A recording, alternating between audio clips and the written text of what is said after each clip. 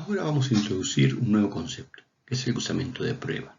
Cuando tenemos un individuo con fenotipo dominante, no sabemos si su genotipo es homocigota o heterocigota. Para poder resolver esta problemática, podemos realizar un cruzamiento de prueba, que consiste en cruzar el individuo problema con un individuo homocigota recesivo. En este caso, si la descendencia tiene solamente fenotipo dominante y tenemos un número suficiente de descendientes, podemos determinar que ese individuo problema era homocigota. Por el contrario, si la descendencia aparecen tanto individuos con fenotipo dominante como con fenotipo recesivo, podemos asumir o estamos seguros que el individuo problema tenía un genotipo heterocigota. Otro tipo de cruzamiento es la retrocruza, que es la cruza del individuo problema con un progenitor que tenía un fenotipo recesivo y por lo tanto era homocigota recesivo. Hagamos una ejercitación para fijar el concepto de cruzamiento de prueba. Se realizaron dos cruzamientos de pruebas y se obtuvieron los siguientes resultados según se ve en la siguiente imagen. ¿Qué genotipos tienen los progenitores? Tienen 20 segundos para contestar.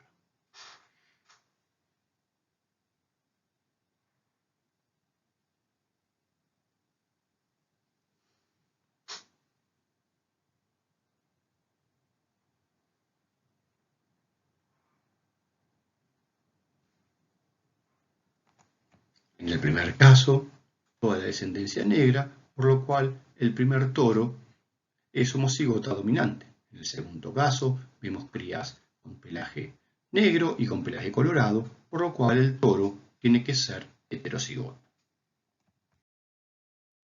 Como mencionamos anteriormente, el modelo experimental que usó Mendel tenía una serie de características que lo hacían un modelo ideal para el estudio de los modelos de tipos de herencia.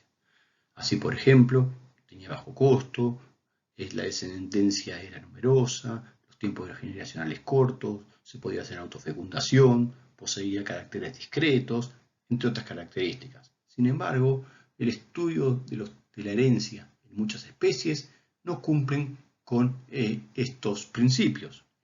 Así, por ejemplo, muchas especies tienen tiempos generacionales largos, dejan pocas descendencias, es imposible programar cruzamientos.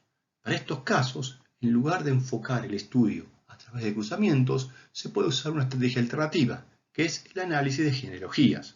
En este caso, lo que se hace es dibujar un árbol genealógico para estudiar la herencia de los caracteres, y en ese árbol se ponen los fenotipos de los individuos para tratar de determinar los genotipos y por lo tanto cómo se está transmitiendo ese carácter. El estudio mediante pedigrees o árboles genealógicos utiliza toda una serie de simbologías. Así, por ejemplo, los hombres están representados como cuadrados, mientras que las mujeres con círculos. Los cruzamientos o casamientos se representan con una línea horizontal entre dos individuos. La descendencia de ese cruzamiento se pone abajo en otro nivel. Tenemos otras características, como por ejemplo, ustedes en la imagen pueden ver cómo se representan los gemelos disigóticos, los gemelos monocigóticos, los individuos con sexo indefinido, como cuando se quiere analizar más de un carácter, el individuo es partido, el fenotipo de los individuos se coloca dentro con un patrón de sombreado. Por ejemplo, en la imagen pueden ver individuos afectados coloreados de color negro. Tenemos matrimonios consanguíneos con dos líneas horizontales, etc. Además, el individuo problema, el individuo que tiene un fenotipo que es en el cual queremos determinar su modo de herencia, se indica con una flecha y es el individuo propósito. En la siguiente imagen se presenta un pedigree correspondiente a una herencia autosómica dominante. ¿Qué características tiene este pedigree? Como se puede ver, el carácter o el fenotipo dominante aparece en todas las generaciones.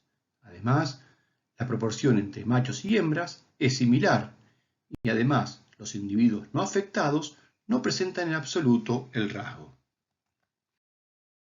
Con respecto a un pedigree con herencia autosómica recesiva, podemos observar que el carácter dominante saltea generaciones. Al igual que en casos anteriores, la frecuencia entre machos y hembras es similar. Y además existe mayor probabilidad de que aparezca el rasgo en apareamientos consanguíneos.